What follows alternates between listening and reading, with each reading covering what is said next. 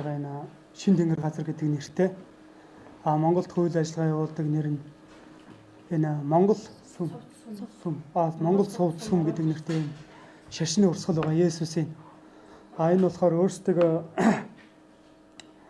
одоо энэ Монголд байгаа шашны сүмүүдээс шал өөр гэж өөрсдөө одоо илүү өөр гэж өөрсдөө их зарладаг ийм байгууллага байгаа.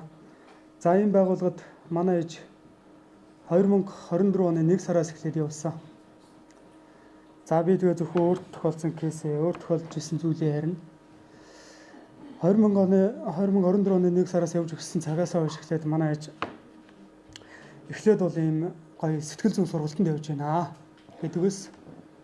За настай хүн учраас бид нар бол хөлөө зөвшөөрсөн. За яваа гэсэн. За ингээд танах сүм юм шүү гэхээр гүү манайх сүм бол биш гэж байгаа юм. Сүм бол биш. Танах чи Есүс шүү гэхээр Есүс биш гэж зөв юм сургалтын төв гинэ. Нийгэм сайн үйлсээ одоо сайн одоо юу гэх юм буйны юм хийдэг те. Одоо тийм сургалтын газар гэж байна. За тэгвэл сэтгэл зүйн сургалт тэгээд нэг ярьдаг сургалтын үлээ нэг хил заслын тийм хувийн хөгжлийн сургалт явуулдаг гинэ. Тэгвэл за наа чи зүгээр л юм байна. Та яваад үзгээ явууллаа. За эхний 1-2 сар бол энэ сургалтанд суугаашаа гэд намайг бол их шахсан. Би нэг удаа очсон. Суусан. Тэгээд би ерөнхийдөө би мэднэ. Наад сүмд чинь би явж ясаа. Би 2-3 жил явсан. Одоо ч нүгүйсдэггүй. Гэхдээ би явдаггүй. Гэтэл сүүлдээ ээж маань бүр ингээд амар хүчтэй шахаж гисэн л дээ намайг. Чи айлын том учраас чи заавал явах ёстой. Чи явж аж дүүнэр чи явна. Гэт ингээд шахдаг болсон. За тэр болоод өнгөрлөө. Бүр сүүлийн 1 жил бол бүр амар шигтэй болсон. Бүр ээж маань бүр нэг ууралдаггүй байсан, худлаа ярьдаг байсан хүн чинь нэрсээр худлаа ярьж намайг ингэж дууддаг тий. Худлаа ярьж дууддаг. Та яагаад ингэж бурхны хүн байж худлаа яриад байгаа гэхээр манай бурхан хүний сүнсийг аврахын тулд хүнийг аврахын тулд худлаа яриач болтгоо бүр зодооч болтгоо аваад ир гэдэг гэж байгаа юм. Сүм юу шашны байгууллага юм байж болох уу? Хүнд ийм сэтгэл зүй суулгаж болох уу? Болохгүй тийм үү? Тэгээс үлдээ ээжийн бүр зан хааш бүр сүүлийн 1 жил би ээжтэйгээ би үр хүүхэд шиг байха болсон баг ээж маань миний эсрэг дандаа намайг бүр сатаны сүнстэй учраас чи энд ирэхгүй байна. Мөн сатаны сүнстэй одоо хараал хилдэг байсан. Сатаны сүнстэй шээснүүд гэх мэт тий. Та нар сатаны сүнстэй болохоор би та нарыг аврах гээд байна. Та нар аврагдмаар байна уу? Би мөнх наслна. Би бурханд бие өгсөн. Ийм байдалтай миний ээж ингэж явсараад 2025 оны 9 сарын 16-ны өдрийн 12 цагт илтгэл тавьжсэн тэр сүм дээрээ бурхан болсон. Өчтөр 49 хоног болоод өнгөрсөн. Ээжтэй би нэг энэ зүйлээс олж маш их маргалдаж байсан учраас ээжтэй хэлэх гэсэн зүйлийг хийж чадаагүй. Аян бүрд гээд бас газрууд байд юм бэ. За тэгээд энэ газар нь яаж оруулдаг вэ гэхээр годамжаар явж байгаа хүмүүсүүдэд эсвэл нөгөө гэрийнхэнд ингэж худлаа ярьдаг. Энэ бол тийм хувийн хөгжлийн хичээлийн сургалт. Эсвэл сэтгэл зүйн тий. Эсвэл бол англи хэл солонгос хэлний сургалт, үнгөө сургалт, виз гаргалтын, солонгосын виз гаргалтын үнгөө зөвлөгөө гэх мэтээр хүмүүсүүдийг хуурч эндээ элсүүлдэг.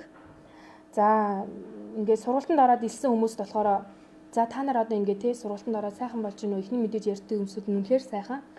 За тэгвэл та нар одоо би одоо та нарт хэлж болохгүй. Та нар элсэх юм бол би та нарт энийг хэлнэ.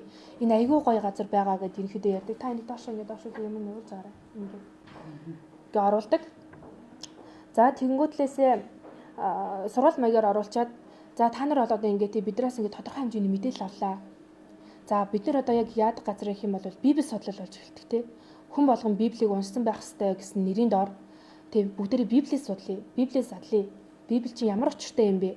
Библийн үнэн зүйл нь юу юм бэ гэх мэтээр тийм сургалт зохион байгуулдаг. За сургалт зохион байгуулж байхдаа тий Библийн өгүүлбэр болгоныг задлж. За энэ одоо ямар утгатай вэ? Энэ өгүүлбэр ямар утгатай вэ? Энэ өгүүлбэр Библиэлд бичснээсээ шал өөр утгатай. Ийм утгатай ахгүй юу ч юм уу?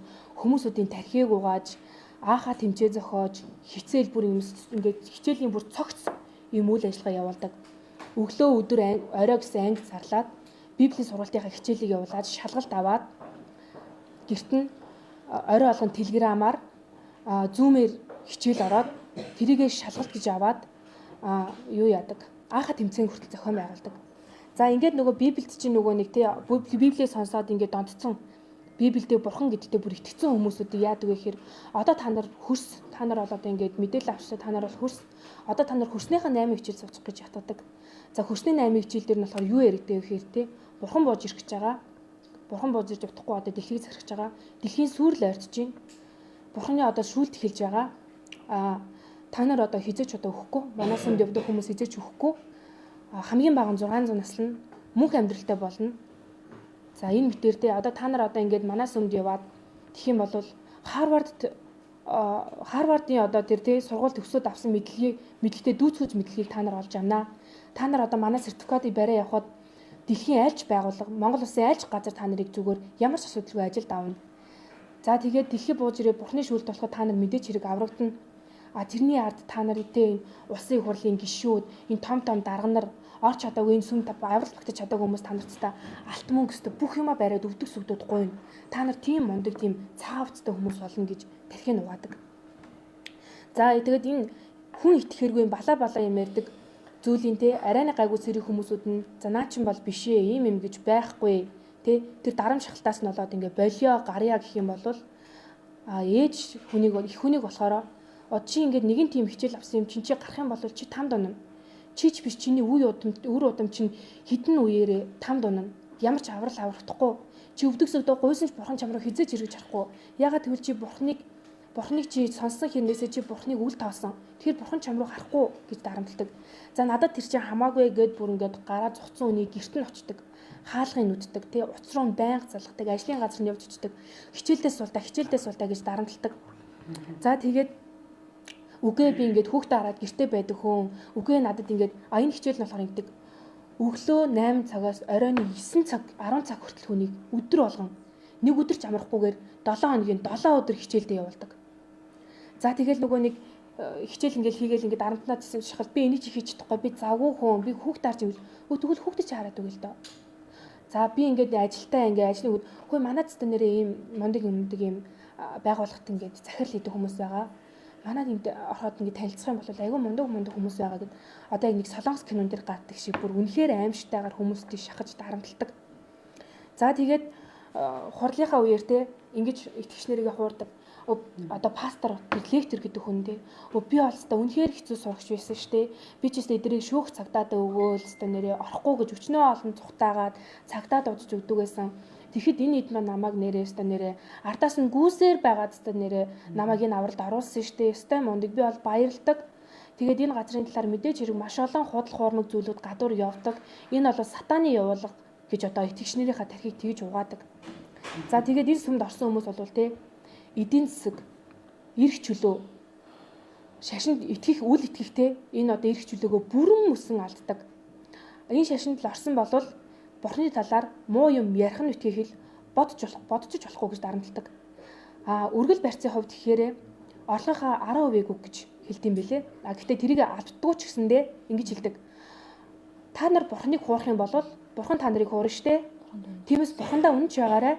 Өглөө байнга өгөөрэй гэж одоо хүмүүсүүдэд ятгадаг. Боломжгүй байгаа хүмүүсүүд рүү байн бичээд та яага өргөлөө өгөхгүй байна. Өргөлөө өгөөрэй ихчээ гэд. За ингээд тий энэ бол манай ээж ярьсан яриа бас манай ээж минь бурхан баснаар бид нар одоо ингээд утсын шалгаж зүтгэхэд манай ээж утсан дээр байсан Telegram, Zoom гар утсан дээр ирсэн мессежнүүдээс нь одоо бид нар олжсэн авсан мэдээлэл байгаа.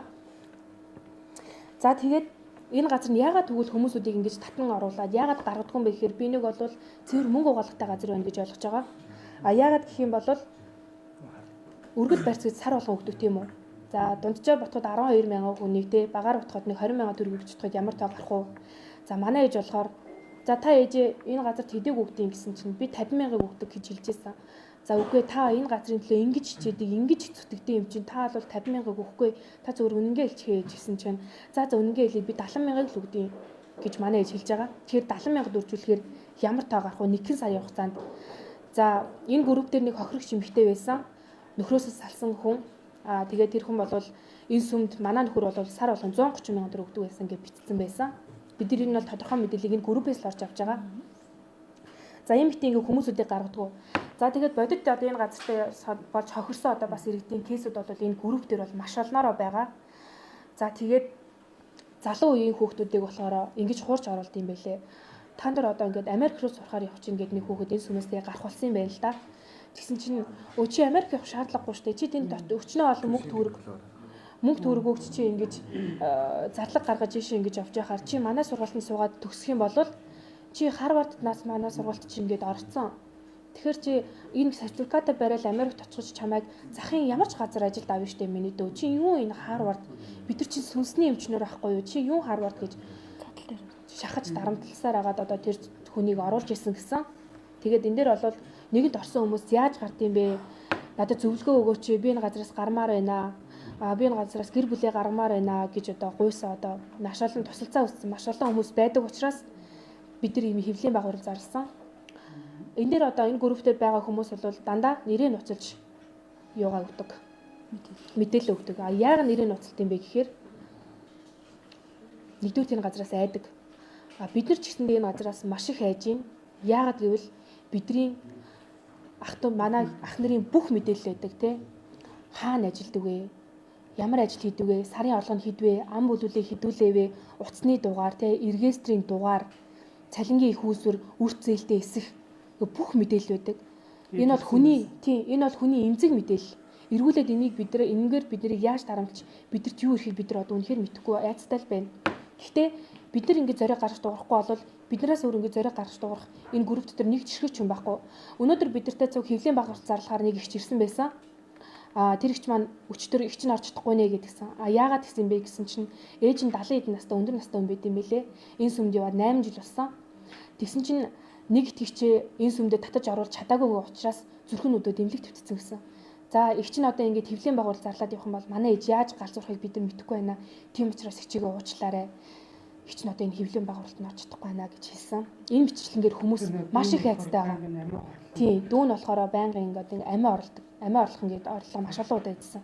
Нэг бол ээжийг аваач, нэг бол би өхий гэж одоо ингээд дүү учраас тэр их зөвхөнгөө бас учраас бид нартай зөв хэвлэлийн байгууллага зарлыг хичээсэн боловч тэг ингээд ээжийг хэрүүл мэндийн шалтгаанаас болоод ингээд бид нартай зөв ирээгүй. Энэ үчирсэн маш олон хүмүүс байгаа. Энэ хүмүүсүүдийг харин тийм бид нар одоо ингээд за бидтэй нэгдээч ил гарч ирээч бид нар юм аккаунт үүсгэсэн байгаа. Бүгд нэг тэгээд ийм Facebook аккаунт үүсгэсэн байгаа. Энэ дээр байгаа хүмүүсүүд бидэрлөө мэдээлэлээ явуулаад тий хамтдаа энэ газрын төлөө тэмцмээр байна. За бас энэ хууль цагтаа тий энэ хууль улс их орн одоо энэ газрын талаар ямар нэг юм хийдгүү мүү? Сүмийн байгууллагууд болвол тий одоо тий гадна хаяг адрестай ийм сүм цагийн хуваар нь тэдээс тэдийн оронд ажиллана гэсэн тийм мэдээлэлтэй байдаг бол энэ сүм нь ямар ч тийм хаяггүй ямар нэгэн асуудал үүсэх юм бол энэ газраас цухтаагаад нүгэ явчихдаг. Хуруудан. Тий. Ороод яг бүх хүмүүсүүд нь цуглах юм бол готороос хаалгаад өгчээд нууцаар үйл ажиллагаагаа явуулдаг. Миний дураг хавхарч. Ийм газар байгаад байгаа. Тэгээд хүмүүс айсандаа энэ газартаа ингэж тэмцэж чаддгүй яах учраа болохгүй. Монгол Улсын хуулиндаа ч гэсэндээ энэ урсгалыг тий гаж гэдгийг ботолж чадахгүй байгаа учраас бид нар ард иргэд нэгдчихэж энэ газартаа ингэж тэмцэж энэ газрыг байх болох хэрэгтэй байна. Үнэхээр аюултай аимшигтай газар гэдгийг одоо та нар энэ групп дээрээс харж байгаа хаа. Би бас 12 мянган хүн байдаг гэж байгаа боловч тэр 12 мянган хүний гэр бүл багтуу хамаарлын садны мэдээлэл бүгд байдаг гэсэн үг. Бүр бүхэн. Тэгээд та яагаад ээжээ хүний юм хувийн эмзэг мэдээллийг энэ газарт өгж байгаа юм бэ? Болохгүй шүү дээ гэсэн чинь бидний мэдхээр бол ургийн мод гэж байдаг шүү дээ тий. Тэрнтэй адилхан амийн мод гэдэг юмдаа бид нарыг үр жимс болгож оруулдаг гинэ. Энэ амийн намд орж иж та нар аврагдах байхгүй юу? Миний охин зүгээрээ би та нарыг аврахын тулд та нарын мэдээлэл өгж штэ гэж ээж минь хэлжсэн. За энэ мэтлэгийн хүний бүх хувийн мэдээлэл те бүр ингээд хүний за тэгээд энэ газарт манай ээж маань жишээлбэл танаа гэр бүлээс хичнээн хүний мэдээлэл бүгдээрээ байгаа. Одоо ингээд бид нар ах トゥ 8 л ингээд мэдээлэл өгдөг. За энэ газар нь ийм хүмүүсүүдийг авдаггүй 16 нас хүрээгүй хүүхдүүдийг одоо тэг годамд архиугаад одоо энэ архичин хүмүүсүүдийг за хөгжлийн бэрхшээлтэй хүмүүсүүдийг за тэгээд та нар үнэхээр юм бурхны авралын газар юм бол яагаад хөөрхийн архичин хөгжлийн бэрхшээлтэй хүмүүс туслахгүй байгаа юм гэсэн чинь архичин хүү юм билээд ойлгохгүй шүү дээ. Гэхдээ та нар яагаад энэ хөгжлийн бэрхшээлтэй хүмүүст ингээд тэгвэл тусалж болдог юм хэрэг энэ хүмүүсүүд юм яриад ойлгохгүй шүү дээ. Гэх мэтлэн ингээд зөвхөн санхүүгийн эрх чөлөөнд хүрсэн ч юм уу те санхүүгийн одоо тодорхой хэмжээний орлоготой хүмүүсүүдийг л сүмдээ авдаг гэж бид нар хардж байгаа. За тэгээд өөр одоо үнэхээр толгомдоо бас матад ах шиг байна. Өөр маш олон юмнууд байгаа. Одоо өөрсдөө талаар. яг яаж явж ирсэн те. Эндээсээ шууд ингэж явж болох болно шүү дээ. Би болохоор одоо ингээд ээжийнхээ хүсэлтээр тэгээд ер нь шахалтаар ингээд нэг 7 хоног явж исэн байхгүй энэ сүмд. Тэгээд ер нь анх ингээд ороход бол нэг юм анкет бүглүүлж авдгийн. Хүнээр өөрөөр нь ингээд одоо хэд настай хин гэдэг овог нэр тэ эрэгтэй эмэгтэй утасны дугаар гэх мэтчлэн тийм ойр зүр анкет авдаг байхгүй. Тэгээд 15,000 төгрөгийн хураамж гэж авдаг бас нэг хүнээс. Тэгээд ингээд ороод явхад эхний ээлжинд яг л нөгөө нэг сургалтууд нь ингээд ордгоор орно. Үргэлж дээрээ үргэлжлэн.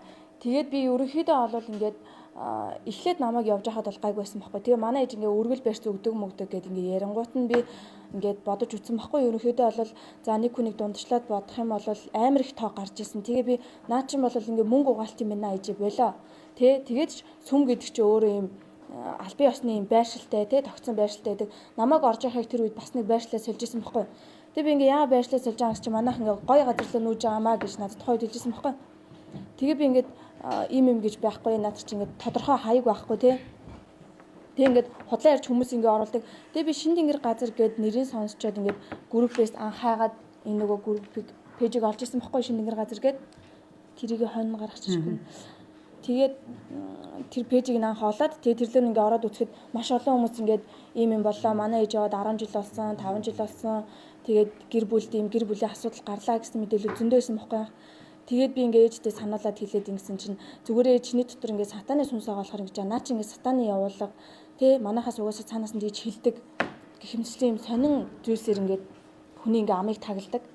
Тэг ингээд яваад орсны одоо ингээд ороод манай ээжийн хувьд гэх юм бол ороод ингээд удаан авсныхан дараа нэг юм анкет авдаг байхгүй одоо энэ Монгол Зөв Сүмийн иргэний ингээд итгэгчийн дэлгэрэнгүй мэдээлэл гэдэг нэг юм хаягтай. Тэнгүүдээ энэ дээр нь ингээд юу байгаа юм гэхээр энэ амар сонин ингээд хүний дандаа юм сонин мэдээлэлүүд. За мэрэгжлийг ингээд байгаа юм. Тэнгүүдээ ар гэрийн мэдээлэл, цалингийн орлогын их үүсвэр тий. Тэнгүүдээ үр зээлтэй эсэх. Тэгээ хобби юу вэ гэдэг хүний дандаа нэг юм хувийн мэдээллүүдийг хитрхи хувийн чанартай мэдээллүүдийг авч тэрнгээр нь ингэж барьдаг болов гэж бид нар бодсон байхгүй юу? Тэгээд ингээд одоо би бас сандраад байна.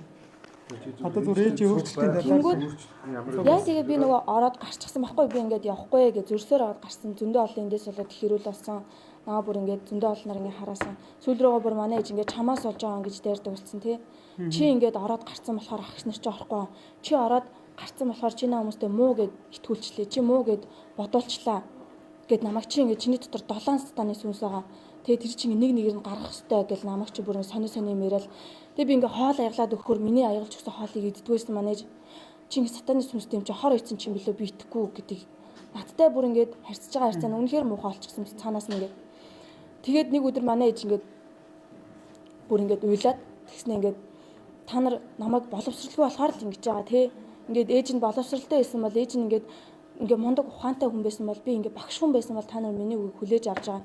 Та нар намайг ингээ ядуу болохоор боловсралгүй болохоор ингэж намайг үл тааж байгаа эцтэй гэд ингээ бид миний үдэс ингээ уйлаад тэгэд ямар муухан яагаад наад газар чинь таны ингээ үр хөвгтий чи ингэж бодуулаад байгаа юм тий. Ямар үр хөвгт эцэг хийхээ боловсралгүй тий. Тэгээ арчааг юм чинь энэ хүний үгийг сонсч яад ингэж бодохгүй шүү дээ. Тэгэхэд манай ээж тийм ойлголттой болцсон байсан байхгүй бүр ингээ суудсан байсан. Чинь ядруу болохоор та нар миний үгийг сонсохгүй байна гэдэг биднийг дандаа ингээ эсрэг талаас нь хардаг. Тэгэл зүгээр ингээ амьдралын ойр зургийн юм ярихад хүртэл ингээ байнга тэр Есүсээ оруулж ирдэг тий. Өнөөдөр ээжийнх нь ажил бүтчлээ бурхан надад туслаа. Өнөөдөр ээжийнх нь ажил бүтсэнгөө даанч би өстө нэрээ бурханыг ингээ буруугаар бодсон юм та.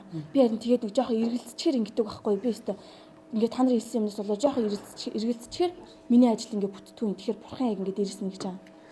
За ерөнхий нэг ээжийнхээ өөрчлөлтийн талаар бас товч ярьчих тий. За ерөнхийдөө эхлээд бол сайхан хийм байсан. Манай ээж бол 8 хүүхдээс төрүүлсэн хүн байгаа. Бид нэрийг харааж хувтхан бити зөв сахилга баттай байхыг байнгын шаарддаг. Өөрөө маш хөдөлмөрч хүн байсан. Өөрөө гişнэн дээд боловсрал эзэмшээгүй ч гэсэн гэхдээ бол сургуулиуд төгсөхдөө бол онц тэнцээд өсч байсан тийм. Ерэн бол мундаг хүн байдаг.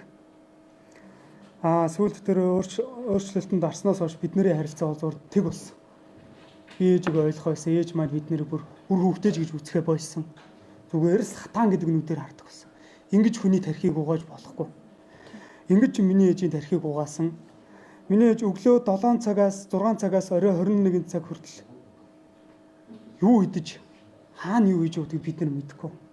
Тийм учраас миний ээж ийм байдалтай удаан явсан учраас миний ээжийн би доройтсон, үнэхээр муудсан. Тиймдээ би ээж маань ийм байдалд хүрсэн байх гэж бодож байгаа. Бусдаар миний ээжэд даралт ихсдэг, зүрхэн өвддөг ямар ч тийм өвчний түүх байхгүй шүү. Тэгэхээр бид нар энэ тал дээр жоохон тийм гомдолтой байгаа.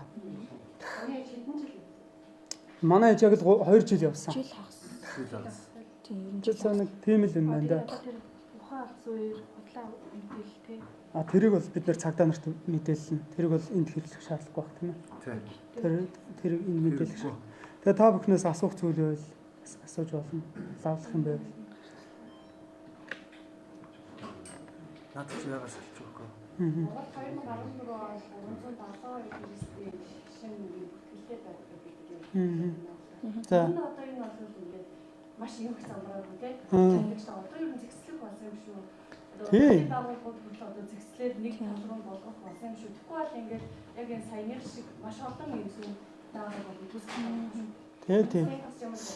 Энэ тал дээр бол би энэ Есүс Христийн сүмийг бол би нэг айхтар өгөөсгöd байдгүй. Яагаад тэгэхээр өөрөө явж байсан болохоор намайг явж явах үед бол ёстой ялчгүй нэг одоо нэг айгүй зөв ер нь бол тэр зам өсвөр насны хүүхдүүд айгүй зөв хандлага өгдөг байхгүй юу?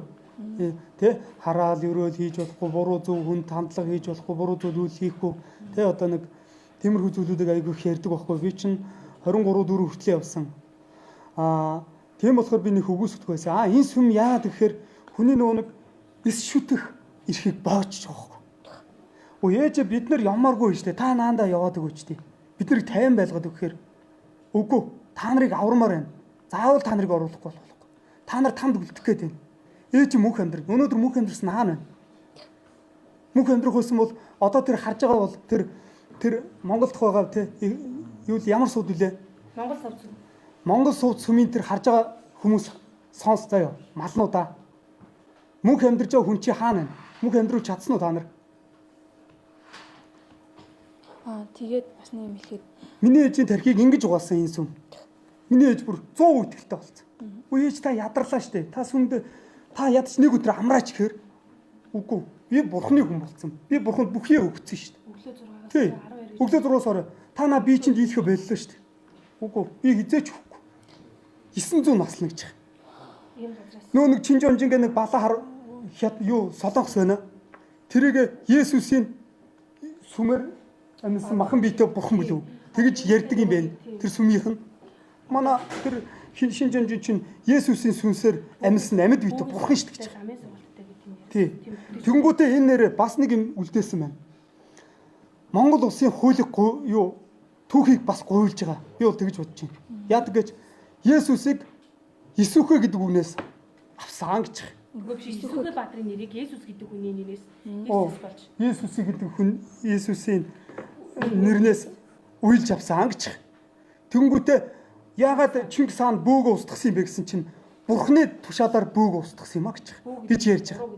Тий. Бид нар бол мэдээс тодорхой эзэн шашинтай би арга чарга ямар нэг асуудал гарвал лам дээр чөчдөг, бүү дээр чөчдөг шашинтай тий. Тэгвэл бид нарыг тийм рүү явангууд та нар сатаны сүнс рүү явдаг шүү дээ. Бүү гэдэг чинь тэр чигээрээ сатаны сүнс, лам гэдэг чинь тэр чигээрээ худлаа. Бид нарын тархийг угааж байгаа юм.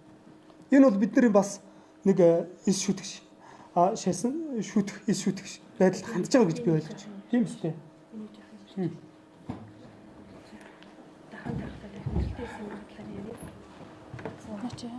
Чинээр салчлаа. Гэтэ та хэд манаас хааж амтсан баха юугаад хөл хойшоо гүлгээд үзвэл энэ маань ингээ холбоосон салчлаа. За тэгээд манай ээж бол хамт байх үеийн хүндрэлийн талаар би танарт ярих гэсэн. Манад ингээд нэг өдөр ирж хонсон бохгүй юу?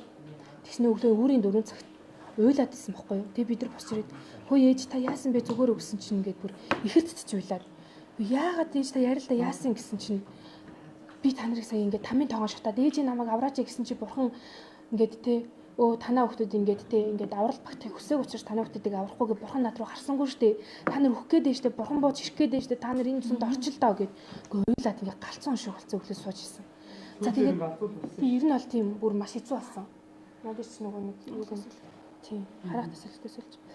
За тэгээд Манай бид нар л одоо тий одоо бидний ах トゥ нарын одоо бидний байдаг групп руу энд ирээ чи гэж худлаа ирж одоо ингэж шахаж нэг дарамтлагдаг. Би та нарын ээж үсттэй.